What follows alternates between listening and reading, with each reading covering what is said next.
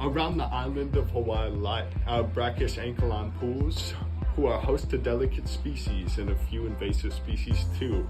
Species like the guppies cause havoc by eating the opaiula, a very special kind of shrimp, and they can't be found anywhere else, hiding in cracks and debris underwater to avoid the slaughter by these ruthless guppy marauders. The goal of our our project is to remove these invasive intruders by devising a trap that puts our school on the maps. But the question has to be asked, and these students at WEA can work with what we've got to construct a shrimple trap that works more often than not. We record the number of guppies caught in our trap to see if the design is working optimally by targeting the invasive species effectively. If our design isn't working, then we need to see what changes need to be made to make success a possibility. The dependent variable of our project is how many guppies we catch. We only count the guppies that we caught in the trap. We don't change anything else and make sure that the pools are calm, or else we'll mess up our project and our data will be wrong. Dependent on the number of guppies locked in the trap, counting all of the fish to make a data recap. An alternate hypothesis could be that we catch the wrong type of fish that the other traps groups and I would unnecessarily switch. Or maybe someone thinks that our trap would amount to nothing at all. It would catch no fish and sit in the water useless and dull. But I think our trap is amazing this time. All of our combined iterations have made this design sublime. It's a fruit of the loom of all of our combined minds. Methods. Ankylon pools are home to 16 endemic species, but lately guppies have been invading and degrading the pools with their feces.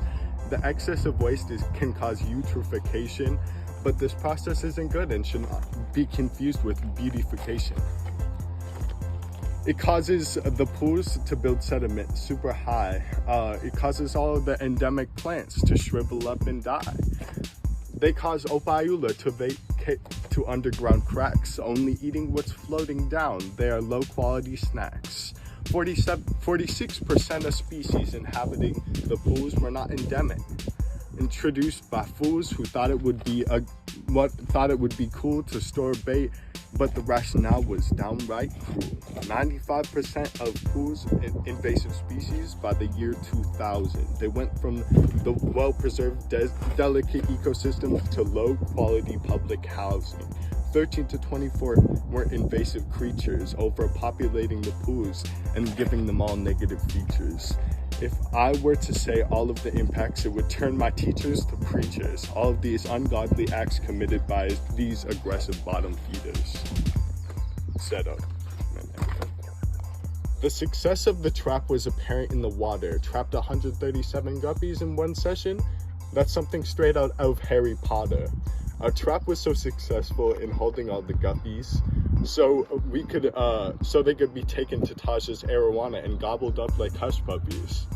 We could make our trap better by installing another layer of mesh to prevent guppies from getting stuck and harming their own flesh, and leave the trap looking refined and so fresh. We could add wire to hold the bait in the trap so the guppies wouldn't go elsewhere to find a bread snack. Next year, the trap design can be passed on to the next group that enlist into Ankylon ponds. They could take multiple traps and deploy them all over the island to make the data pool more vast and figure out how to make a simpler design that can get guppies just as fast.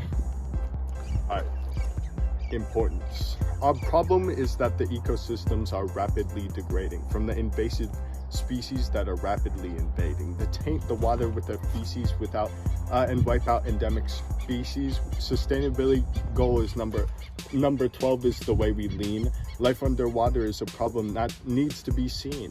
That's why we are working hard to save these pools as a team. This project is beneficial for the community because we're working to inspire unity, to promote civilians to work with with these unique brackish waters and teach their culture importance to their sons and their daughters. Assessment. 137 guppies in the whale pool were caught. My hypothesis was right because that was 107 more than I thought. 30-minute increments is how long we catch the fish. Once caught, empty them all into a dish. We went down to Dog Beach with newly gained confidence, but quickly realized the pool didn't have the same type of guppy prominence. 17 guppies were all that we caught, but this is a lesson that we had to be taught.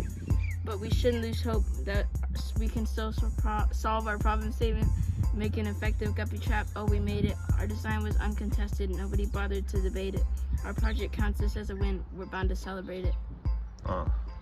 MC Flay J about to spit some bars on a methods acquired. Alright, our team from WEA makes our way down to the pools to observe and discover the effectiveness of our tours. We bait our trap and throw it out on a rope, and we hope that our guppies will be trapped in troves. After 13-minute increments, extract the trap and put all the guppies and taking count of the guppies we catch. Once we're done counting the numbers, we take the guppies back to school. We either put them in the rehabilitation pond or sentence them to death in Taj's pool. After that, it's time to tally up the guppies population. Are trap effective enough, or do we have to make iterations? Conclusion.